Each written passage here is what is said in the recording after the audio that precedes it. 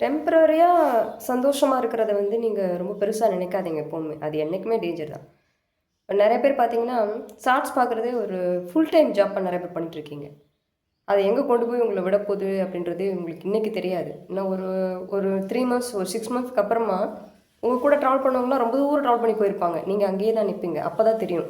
அடடா! இவ்ளோ தூரம் நம்ம ட்ராவல் பண்ணி வந்திருக்க முடியுமா? ஆனா நம்ம இதிலேயே டைம் செலவு பண்ணிட்டோமா அப்படின்னு உங்களுக்கு அப்பதான் புரியும். ஆனா புரிஞ்சு டைம் வேஸ்ட்டு. அது வந்து டூ லேட் ஆயிடும். ஸோ இன்னைக்கே முடிச்சுக்கோங்க. ஒரு வார்ம் பண்ணிட்டு இருக்கக்கூடிய அதாவது சூடு பண்ணிட்டு இருக்க தண்ணீல விழுந்த ஒரு தவளை இந்த ஃபர்ஸ்ட்டு அந்த கதகதன்னு இருக்கும் இல்லையா? அப்பயே தப்பிக்கணும்னா தப்பிச்சிருக்கலாம். சுடு தண்ணி விழுந்துட்டோம், தண்ணிக்குள்ள விழுந்துருச்சு, உடனே தப்பிக்கணும்னா தப்பிச்சிருக்கலாம். பட் அந்த கதகதப்பு அது நல்லாயிருக்கும். அப்படியே கொஞ்ச நேரம் அது ட்ரைன் ஆகிட்டு இருக்கு. அதோட எனர்ஜி எல்லாம் அங்கே வீணாக போயிட்டுருக்குன்றது அது தெரியாது. நல்லா சூடு ஹீட் ஆயிடுச்சுன்னு வச்சுக்கோங்களேன், அதுக்கப்புறம் அதோட எனர்ஜி எல்லாம் அங்கே டவுன் ஆகிருக்கும். அதனால் நினச்சா கூட வெளியே வர முடியாது. அது மாதிரி தான் நம்ம ஃபஸ்ட்டு வந்து நல்லா தான் இருக்கும்.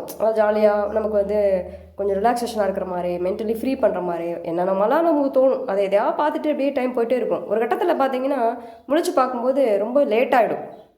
ஸோ இன்றைக்கே முடிச்சுக்கோங்க. ரொம்ப டைம் எடுத்துக்காதீங்க. அதிகமான நேரம் நீங்கள் யூடியூப்லேயோ அண்டு ஃபேஸ்புக், இன்ஸ்டாகிராமில் டைம் செலவு பண்ணிகிட்டு இருந்தீங்க அப்படின்னா இன்றைக்கி இப்போவே நீங்கள் ஸ்டாப் பண்ணுங்கள்.